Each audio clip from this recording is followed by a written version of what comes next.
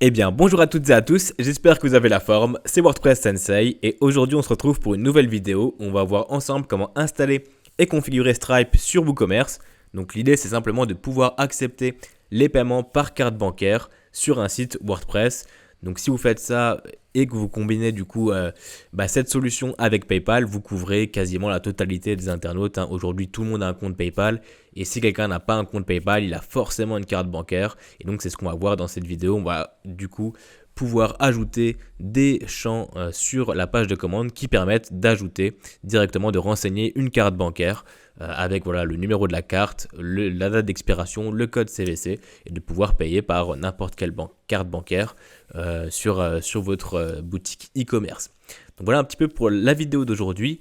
Vous allez voir que c'est très facile à mettre en place. Stripe, si vous ne connaissez pas, c'est une solution qui permet de faire l'intermédiaire entre votre site web et votre compte bancaire. C'est un peu comme PayPal finalement. Vous avez l'argent qui est directement viré sur Stripe et au bout d'une semaine, il me semble à peu près, l'argent est transféré sur votre compte bancaire que vous avez renseigné sur votre compte. Donc je vous mets tous les liens dans la description. Donc voilà, stripe.com. L'idée c'est d'abord de créer un compte évidemment. Vous allez voir que c'est pas très compliqué, on va pas le voir en détail dans cette vidéo, mais voilà, vous suivez les étapes de connexion, d'inscription sur le site Stripe. Vous avez juste à renseigner quelques informations, envoyer une carte d'identité, un passeport ou que sais-je encore, et voilà, ça prend vraiment 5-10 minutes à être créé, et une fois que c'est créé, vous êtes tranquille, vous pouvez du coup connecter Stripe à WooCommerce et donc suivre ce tutoriel. Donc voilà, Stripe c'est vraiment la solution la plus utilisée pour ça sur le web. Voilà, c'est utilisé par de très grosses marques comme vous pouvez le voir ici. Et voilà, personnellement, je l'utilise depuis des années, j'ai jamais eu de souci avec. Les frais sont très corrects, on est sur les mêmes frais à peu près que PayPal. Donc voilà. C'est des frais qui sont relativement faibles et c'est des frais par transaction. Donc dès que vous avez un paiement, vous avez un certain pourcentage qui part avec quelques centimes. Donc si vous ne vendez pas en fait sur votre boutique, vous payez rien à Stripe. Donc c'est plutôt sympa plutôt que de payer un abonnement sans être sûr de vendre quelque chose. Notamment quand vous démarrez votre e-commerce, c'est toujours sympa d'avoir ce type de service plutôt qu'un abonnement qui vous revient cher et dont vous n'êtes pas sûr de pouvoir le rentabiliser. Donc voilà, je tenais à vous remercier parce qu'on est quasiment, on a dépassé les 700 abonnés sur la chaîne YouTube. Donc si vous êtes nouveau ou nouvelle ici, le principe de cette chaîne, il est vraiment très simple, c'est de vous fournir un maximum de valeur sur WordPress, donc de vous donner toutes les clés pour que vous puissiez créer le site que vous souhaitez sur WordPress, sur ce CMS, ou potentiellement vous former sur cet outil pour proposer vos services à des potentiels clients pour de la création de site web ou que sais-je encore. Donc voilà un peu l'idée de cette chaîne. Donc je suis content de voir qu'elle sert à quelque chose parce que j'ai de plus en plus de retours, de commentaires, etc. Si vous avez des questions, n'hésitez surtout pas. Vous avez la possibilité de m'envoyer un mail directement à partir de l'adresse mail que vous trouvez dans la section à propos de la chaîne, ou vous pouvez écrire un commentaire. Je réponds à tous les commentaires, je réponds à tous les mails. Donc voilà, n'hésitez surtout pas.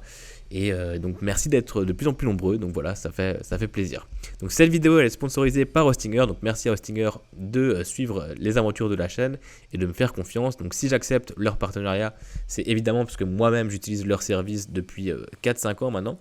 Et j'en suis très satisfait. Pour le coup, j'ai fait pas mal d'hébergeurs web parce que du coup ça fait un moment que je suis à mon compte dans le web et donc voilà, Hostinger c'est vraiment pour moi, selon moi, vraiment le meilleur hébergeur parce qu'on a un rapport qualité-prix qui est imbattable, on a des serveurs qui sont performants, on a un SAV qui est très rapide et l'interface, vraiment l'interface c'est ce qui fait la différence, c'est une interface très propre, j'ai fait plusieurs vidéos là-dessus donc n'hésitez pas à les regarder en détail, mais voilà, l'interface est vraiment propre, c'est très intuitif et on peut très facilement créer des sites web à partir de Hostinger sans se prendre trop la tête. Donc si jamais il y a pas mal d'offres en ce moment, je vous laisse regarder ça, je mets tous les liens en description et je passe rapidement sur les 3 offres qu'ils proposent. Donc d'hébergement, on a l'offre Premium, l'offre Business et l'offre Cloud Startup. Donc Premium, c'est vraiment si vous débutez sur le web, que vous voulez faire quelques tests, démarrer un petit projet, vous pouvez du coup partir sur celle-ci. La Business, elle est plus performante du coup, puisque vous allez pouvoir du coup mettre jusqu'à 100 sites avec la Premium aussi. Mais là du coup vous avez un serveur qui est plus performant. Donc là c'est déjà si vous avez par exemple quelques clients ou des projets web qui sont déjà présents sur les moteurs depuis quelques années et vous générez déjà pas mal de trafic. Là du coup vous pouvez partir sur la business. Et si vraiment vous avez pas mal de sites à héberger, bah voilà, la Cloud Startup c'est celle que j'utilise personnellement, où vous pouvez mettre jusqu'à 300 sites web dessus. Voilà, là vous avez vraiment des serveurs qui sont très très performants, 200 Go d'espace de stockage. Et donc un autre avantage d'Hostinger, c'est qu'ils effectuent des sauvegardes quotidiennes ou hebdomadaires pour la version premium. Voilà, vous avez beaucoup de sauvegardes qui sont effectuées automatiquement, donc ça permet d'être rassuré et d'éviter tout problème. Voilà, si jamais vous avez un souci, vous pouvez revenir en arrière de au moins un jour et jusqu'à un journal de 30 jours. Donc voilà, vous êtes vraiment sécurisé à ce niveau-là. Et ça, c'est vraiment aussi un argument de taille. Et autre chose encore qui fait la différence par rapport à la concurrence, c'est que Hostinger intègre beaucoup l'IA de plus en plus dans ses services. Et donc ça, c'est plutôt pas mal pour gagner du temps pour la création de contenu, la création de sites, etc. etc. Ce qui n'est pas le cas de beaucoup d'hébergeurs. Donc Hostinger sont vraiment à jour, c'est vraiment un service irréprochable, donc je peux que vous le recommander. Et donc là on va partir par exemple sur la formule premium. Donc quand vous cliquez sur commander, une fois que vous avez choisi votre formule, vous pouvez choisir une période, voilà, entre 1 mois, 12 mois, 24 mois ou 48 mois. Moi je recommande de partir sur 48 mois si vous savez que vous allez être sur le web encore dans 4 ans. Donc c'est vraiment une solution qui est intéressante parce que vous pouvez économiser pas mal. C'est là où vous avez du coup la meilleure offre, hein, évidemment, avec 2 mois gratuits.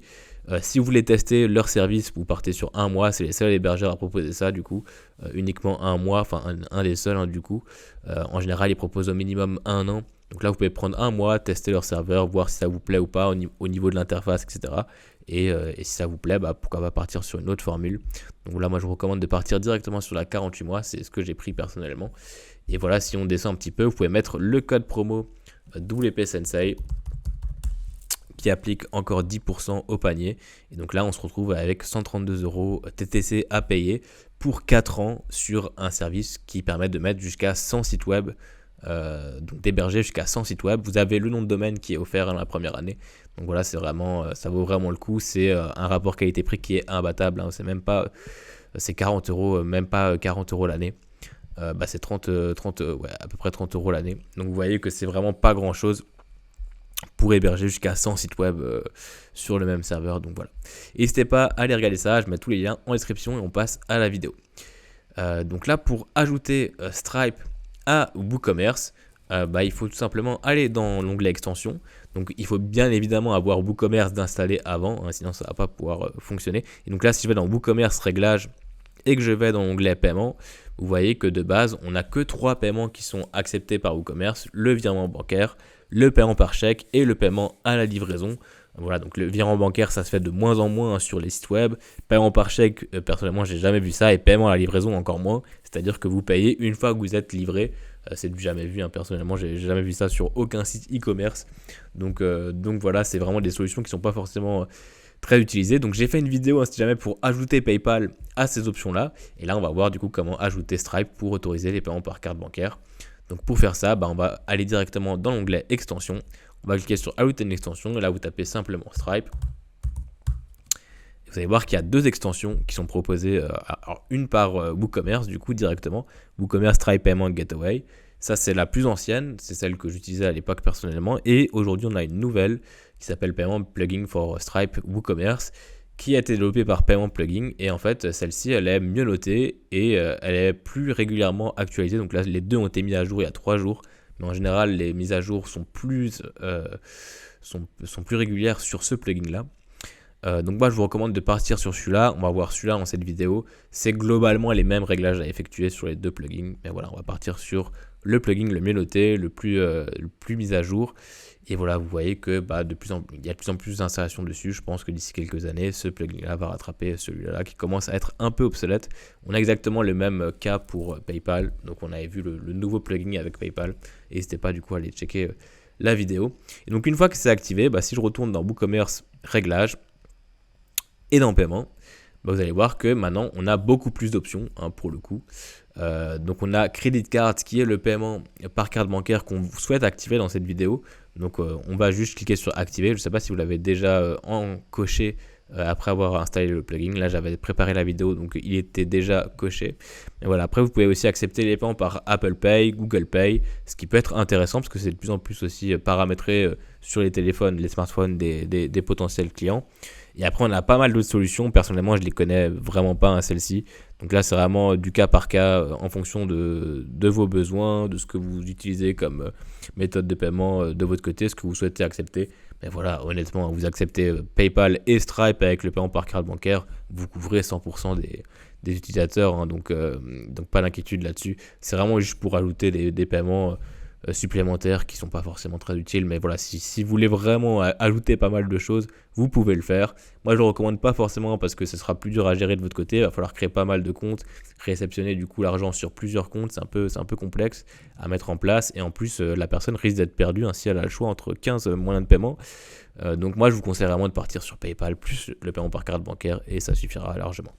Donc une fois que c'est activé, vous cliquez sur gérer ici, et là on va tomber directement sur les paramètres à configurer pour connecter Stripe à WordPress, à WooCommerce. Donc on a les 3 premiers onglets ici qui vont être intéressants. On va voir du coup ces 3 onglets en détail. Et après on a ces 2 onglets, Apple Pay et Google Pay, qu'on verra plus tard pour connecter du coup Stripe à Apple Pay et Google Pay. On ne le verra pas en cette vidéo, mais on va juste naviguer rapidement sur ces onglets-là. Donc moi ce que je conseille, c'est directement d'aller dans API Setting, qui est en fait l'onglet qui va permettre de connecter Stripe à WooCommerce en quelques clics. Donc là on peut choisir du coup 2 modes, le mode test ou le mode live. Le mode test évidemment c'est pour tester. Donc moi ce que je recommande c'est quand même de faire un test avant de passer en mode live. Mais en fait en général, théoriquement, si vous connectez votre compte Stripe, il n'y a pas de raison que ça ne fonctionne pas. Il y a des thèmes, il y a potentiellement des plugins qui peuvent rentrer en conflit, mais voilà, ça reste des cas très rares. J'ai installé cette solution sur énormément de sites et j'ai jamais eu de problème. Donc je suis directement passé à chaque fois en mode live. Mais voilà, si vous voulez tester avant, vous pouvez tester. Et donc en fait, peu importe là le mode que vous choisissez, il faut juste cliquer sur Click to Connect. Et là, ça va vous ouvrir un pop-up pour se connecter directement à Stripe. Vous avez juste du coup à rentrer vos identifiants Stripe après la création du compte, et une fois que vous êtes connecté, ça va automatiquement faire le lien entre Stripe et WooCommerce, que ce soit en test ou en live. Donc là vous voyez qu'il demande des clés de test, ça c'est automatiquement complété une fois que vous avez cliqué sur Connect, Click to Connect ici, et que WooCommerce a fait le lien avec Stripe.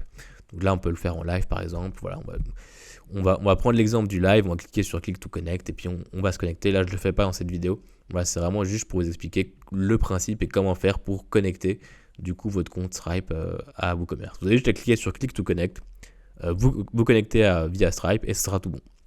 Ensuite, en dessous, on a une option qui s'appelle Create Webhook. Ça, c'est tout simplement pour créer des webhooks. Alors, qu'est-ce qu'un webhook? C'est simplement du coup du développement qui va permettre d'effectuer une action après un événement. Donc typiquement par exemple après un paiement Stripe, on va pouvoir du coup effectuer telle ou telle action qu'on va développer. Donc ça peut être par exemple envoyer un mail au client avec telle ou telle info.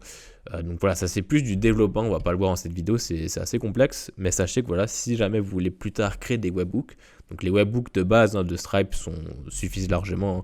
Là tout fonctionne, une fois que vous avez connecté, que vous avez paramétré Stripe, la personne, quand elle achète, elle a bien un mail de confirmation, etc. etc. Tout ça, c'est automatiquement fait. Maintenant, si vous voulez aller un peu plus loin dans le développement et créer des événements après un achat, ça peut se faire directement avec les webhooks de Stripe. Alors, personnellement, je ne l'ai jamais fait, donc je ne m'y connais pas énormément là-dedans. Mais voilà, sachez que c'est possible et c'est ce qui s'appelle du développement de webhook, tout simplement. Et donc, pour ça, vous avez un code à webhook à récupérer côté Stripe, donc ça on va pas le voir en cette vidéo, ça va pas vous servir théoriquement. Donc voilà, une fois que vous avez connecté Stripe du coup à WooCommerce, on peut directement passer aux paramètres avancés de Stripe, et puis là on va passer en revue du coup les différents paramètres. Donc voilà, on a fait le plus gros, on a connecté Stripe à WooCommerce, maintenant il y a juste à le paramétrer pour que tout s'affiche correctement. Et voilà, c'est des paramètres vraiment de base. Si vous touchez à rien à ces paramètres-là, ça va quand même fonctionner. Voilà, c'est juste l'idée, c'est de les optimiser un petit peu quand même avant d'installer la solution, de l'activer pour être sûr que tout soit OK. Donc là, typiquement, on a une option Local Type. Ça, c'est simplement du coup pour sélectionner la langue de de Stripe. Donc si vous laissez site local, ça va récupérer du coup la langue du site qui a été paramétrée sur le site. Donc là typiquement le français, si vous mettez auto, ça va récupérer du coup la langue qui a été configurée sur Stripe. Donc moi je vous conseille de laisser site local, c'est parfait. Donc voilà. Ensuite, installement, ça c'est juste pour accepter les paiements échelonnés au Brésil et au Mexique. Donc vous voyez MX et BR, MX pour Mexique et Brésil avec le BR. Vous pouvez laisser cocher cette case-là si vous vendez dans ces pays-là. Si vous ne vendez pas dans ces pays-là, vous pouvez la décocher, ça ne changera rien du coup. Donc voilà, statement descriptor, c'est simplement du coup le libellé bancaire, c'est ce qui va être affiché du coup lors des transactions sur les comptes bancaires pour aider le client à savoir à quoi correspond ce virement qui a été effectué. Donc là vous pouvez mettre par exemple le nom de votre site. Donc là je pourrais très bien mettre WP Sensei par exemple, voilà, c'est vraiment le libellé qui va apparaître pour les différents paiements. Ensuite on peut choisir d'afficher ou non les frais que Stripe prend. Si on active du coup cette option là, on pourra voir les frais que Stripe prend à chaque transaction. Et ensuite ici on a une option, si on la coche, on a du coup la devise qui a été utilisée pour la commande. Donc c'est la devise qui a été configurée sur le WooCommerce. Et sinon il va reprendre automatiquement la devise qui a été configurée sur le compte Stripe. Donc voilà. Ensuite on a du coup capture statut, ça c'est juste pour savoir quand est-ce qu'on capture du coup qu'est-ce qui se passe en fait quand la commande a été effectuée. Est-ce que on capture du coup la commande quand elle est complète ou quand elle est en process, donc quand elle est en cours tout simplement. Ça dépend vraiment de votre business, de si vous souhaitez du coup d'abord que la commande soit totalement terminée avant de capturer du coup l'argent, ou si vous souhaitez du coup capturer directement même quand elle est que en cours de process. Ça c'est vous qui voyez. Refund on cancel, c'est simplement du coup si on annule une commande, donc si dans l'onglet commande ici on met le statut annulé à une commande, est-ce qu'on rembourse directement cette commande là. Donc ça en général c'est le cas si on annule une commande. Maintenant c'est vraiment vous qui voyez aussi en fonction de comment vous gérez vos commandes. Ensuite on a la possibilité de connecter Stripe à Link du coup qui est en fait une option de Stripe qui permet de tout simplement d'enregistrer, qui enregistre et renseigne automatiquement l'adresse et les informations de paiement du client s'il a déjà utilisé Stripe sur un autre site. Donc si un client a déjà utilisé Stripe, peu importe où, avec son adresse email et qui renseigne la même adresse email ici lors du paiement sur votre site, ça va automatiquement compléter son adresse et ses informations de paiement s'il avait accepté cette option-là à l'époque. Donc ça permet simplement d'accélérer le process de commande. Donc je vous conseille de laisser ça coché tout simplement. Donc voilà, après vous avez quelques paramètres ici pour styliser Link. Voilà, vous pouvez choisir du coup si vous mettez l'email directement en haut de la page, donc comme ça permet directement de lancer Link si la personne met la même adresse email qu'elle avait déjà complétée. Et vous pouvez du coup afficher l'icône de Link, de la solution Link, qui est quand même assez connue aujourd'hui. Donc voilà, ou vous pouvez simplement mettre no icône. Donc là voilà, vous faites comme vous voulez si vous souhaitez activer cette option ou pas. Je vous conseille de le faire, ça sera une option supplémentaire via Stripe, donc ça n'ajoute pas non plus énormément de difficultés lors du process de paiement. Au contraire, ça permet d'accélérer les choses pour certains clients. Ensuite on a des options du coup concernant les normes RGPD. Donc ça c'est juste que si on laisse ça tel quel, cette option telle quelle, du coup le plugin crée un identifiant client Stripe lorsque les clients créent un compte dans la boutique WordPress, tout simplement. Ou bien on peut choisir du coup d'attendre que le client Stripe soit créé directement sur Stripe pour le paiement sur la page d'achat. Donc là moi je vous conseille tout simplement de laisser tel quel, c'est les normes RGPD. Voilà, et théoriquement il n'y a pas de problème avec cette option native. Donc voilà, je vous conseille de laisser celle-ci. Et ensuite on a des options concernant tout ce qui est litige. Donc quand un litige est créé, est-ce qu'on place la commande en attente, ou est-ce qu'on l'annule, ou est-ce qu'on la rembourse. Donc là vous pouvez choisir du coup le statut de la commande une fois qu'il y a un litige qui est lancé. Moi je vous conseille tout simplement de laisser en attente. Voilà, c'est parfait. Et quand le litige est fermé, là on retourne au statut de base. Donc le statut qu'il y avait avant le litige tout simplement. Donc je vous conseille de cocher cette case là aussi. Et après on a exactement la même option, pas pour les litiges cette fois-ci, mais pour les révisions. Si jamais la commande a une révision, on peut aussi changer son statut. Donc ça place le statut en attente aussi automatiquement. Là, on n'a pas le choix. C'est automatiquement en attente. Et pareil, si du coup la révision est close, on retourne au statut qu'on avait tout à l'heure, donc le statut par défaut. Donc là, moi, je vous conseille simplement de ne pas les cocher. Honnêtement, ça ne sert pas à grand-chose. Au moins pour les litiges. En cas de litige, évidemment, c'est pas mal de changer le statut de la commande. Après, ça dépend vraiment de comment vous gérez vos commandes. Donc, c'est toujours pareil. Toutes les options ici, c'est vraiment en fonction de ce que vous souhaitez. Si vous laissez tout tel quel, ça va tout simplement. Il n'y a pas de raison que vous ayez de soucis. C'est juste vraiment pour optimiser toute cette partie-là. Donc voilà. Et ensuite, on peut choisir d'envoyer un email de reçu au client. Donc ça, c'est de toute façon fait par WooCommerce quand il paye, du coup. Donc je ne vous conseille pas forcément de le faire, ça c'est vraiment vous qui voyez. De toute façon, le client est informé que le paiement a bien eu lieu avec WooCommerce. Donc voilà, ça ne sert pas forcément à grand chose. Et après, on a le dernier onglet, Credit Debit Card, où là on va pouvoir du coup choisir si on autorise ou pas Stripe. Donc là évidemment vous laissez cocher Enable. Là du coup pour le titre, c'est tout simplement ce qui est affiché sur la page de commande. Donc là, je vous conseille de mettre par exemple le paiement par carte bancaire, ou vous laissez tel quel, voilà, ou le traduire au moins en français. Description, c'est pour ajouter une petite ligne juste en dessous. Vous pouvez mettre ce que vous voulez, par exemple solution de paiement par carte bancaire, ou rentrer votre carte bancaire, ou vraiment ce que vous voulez. Ensuite, on peut choisir l'affichage des cartes sur le site. Donc voilà, on peut mettre par exemple que vous pouvez mettre ce que vous voulez comme affichage de carte bancaire. En général, c'est celle-ci. Donc, juste, il indique, il permet tout simplement de sélectionner par exemple la carte qui finit par 111. Donc voilà, avec cet affichage-là, en général, c'est celui-là qui est utilisé. Maintenant, c'est vraiment vous qui voyez. C'est comme vous préférez. Ensuite, est-ce que du coup, on autorise les paiements quand ils sont... est-ce qu'on autorise les paiements, directement en capture, ou est-ce qu'on doit justement autoriser chaque paiement séparément? Là, c'est vraiment vous qui voyez. Moi, je conseille de laisser capture. Dès que vous avez un paiement, du coup, vous le capturez, il arrive sur Stripe. Vous n'avez pas besoin de l'autoriser manuellement. Là, c'est vraiment vous qui voyez. Personnellement, moi, je préfère directement prendre le paiement. Comme ça, je suis tranquille. Et si jamais il y a un litige, on peut toujours procéder au remboursement derrière, ou voir directement avec le client. Alors que là, en autorisation, il faut du coup à chaque paiement prendre le temps d'autoriser le paiement, ce qui n'est pas forcément l'idéal. Ça dépend vraiment de de ce que vous vendez. Donc voilà, si vraiment vous vendez des produits particuliers et que vous souhaitez par exemple pas les livrer à tel ou tel endroit, mais voilà, tout ça c'est de toute façon configuré sur WooCommerce. Si jamais j'ai fait une vidéo sur WooCommerce où j'explique vraiment de A à Z tous les paramètres qu'il y a bien configuré sur WooCommerce avant de se lancer sur l'e-commerce en ligne avec WordPress. N'hésitez pas à aller regarder la vidéo. Et si vous avez bien configuré WooCommerce, théoriquement, il n'y a pas de commande que vous n'autorisez pas. Donc voilà, en général, on laisse capturer ici, c'est parfait.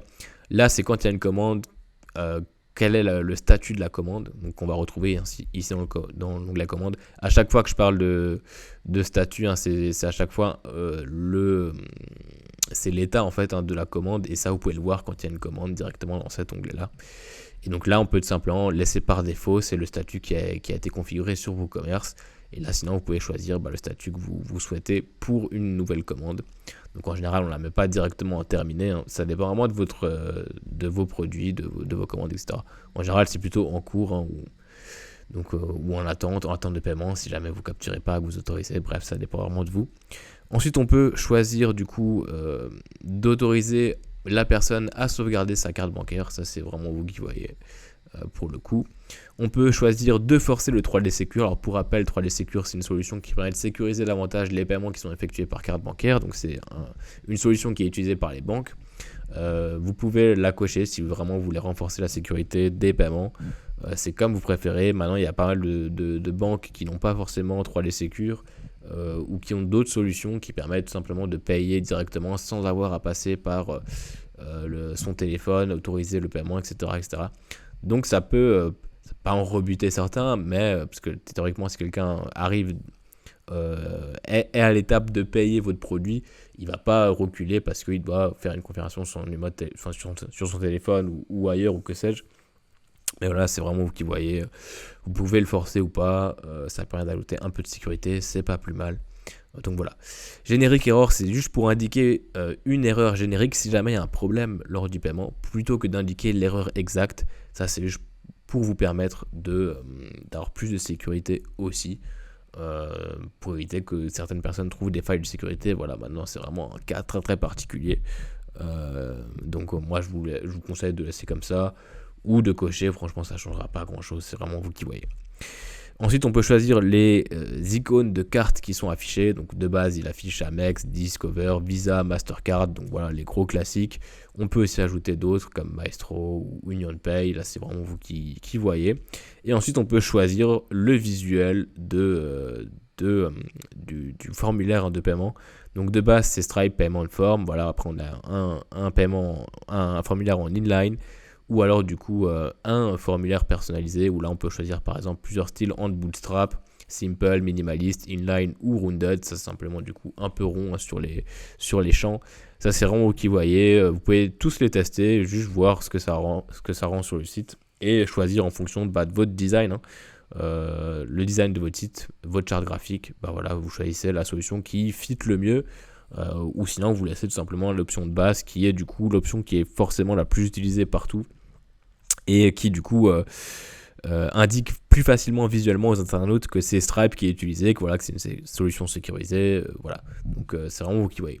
Ensuite on peut choisir le thème, donc là c'est entre Night et Flat, c'est deux visuels différents pour Stripe Payment Form. Si vous choisissez Custom Form, du coup il n'y aura pas cette option de thème. Et Stripe Inline Form, il n'y a qu'un thème du coup, donc là c'est vraiment vous qui voyez, donc n'hésitez pas à tester. Et ensuite on peut choisir d'envoyer les notices, donc tout ce qui est notification, voilà, en bas du formulaire, en haut du formulaire, à côté, voilà, donc vous pouvez vraiment choisir ce que vous voulez. Donc moi je vous conseille de laisser tout simplement à côté du formulaire, ce sera parfait. Et donc voilà un petit peu pour tout ce qui est configuration de Stripe. J'espère que vous n'avez pas envoyé trop d'infos. C'est pas très compliqué honnêtement. Si vous voulez pas vous prendre la tête, vous connectez Stripe. Vous passez rapidement là-dessus, vous choisissez le design du coup du formulaire. Ça sera déjà très bien. Et voilà, après théoriquement vous n'avez pas de problème. Et si jamais vous rencontrez un souci lors d'une commande, vous pouvez toujours le régler manuellement avec la personne ou directement dans l'onglet commande ici de WooCommerce. Vraiment là le plugin c'est plutôt pour faire le lien entre Stripe et WooCommerce. Après tout le reste, normalement ça devrait se faire naturellement. Mais voilà, je tenais quand même à vous faire une vidéo où je vous présente toutes les options que propose cet outil là. Et voilà, comme ça vous pouvez mettre en place le paiement par carte bancaire facilement sur WooCommerce. Donc voilà, ensuite on a du coup les onglets Apple Pay et Google Pay. C'est simplement du coup pour accepter les paiements par Apple et Google. C'est exactement les mêmes informations à compléter que les autres onglets. C'est un peu plus rapide, on a juste à compléter ce qui est affiché, donc le titre, la description directement sur le site web, où est-ce qu'on envoie du coup ces informations là, et voilà on peut choisir un tout petit peu le design de ces paramètres. Donc pareil pour Google Pay, c'est exactement la même chose, donc je vous conseille de paramétrer ça avant de cliquer sur activer ici à chaque fois. Et voilà, ça permet d'ajouter quelques petites options aussi de paiement. Ça, c'est vraiment vous qui voyez. Personnellement, je l'utilise pas sur mes sites web. J'utilise vraiment que PayPal et le paiement par carte bancaire et ça suffit largement. Donc voilà, c'est vraiment vous qui voyez. Donc j'espère que cette vidéo vous aura servi. N'hésitez pas du coup à la commenter si vous avez des questions. N'hésitez pas à la partager si vous pensez qu'elle peut aider quelqu'un. Donc voilà, j'essaye d'être toujours le plus concis possible. Mais voilà, on est quand même à 30 minutes là de vidéo. Donc c'est toujours compliqué de à la fois vous délivrer un maximum de valeur et à la fois pas faire des vidéos qui soient trop longues à regarder, mais voilà, donc j'espère que j'arrive à faire le job avec ces petites vidéos là. Et puis moi je vous dis merci d'avoir suivi cette vidéo jusqu'au bout. Et encore merci à Hostinger de sponsoriser cette vidéo. Merci d'être de plus en plus nombreux sur la chaîne YouTube. Moi, je vous souhaite une très bonne journée, une très bonne soirée en fonction de l'heure à laquelle vous regardez cette vidéo. Et puis, je vous dis à très bientôt pour une prochaine astuce, probablement toujours sur WordPress. Merci, ciao ciao.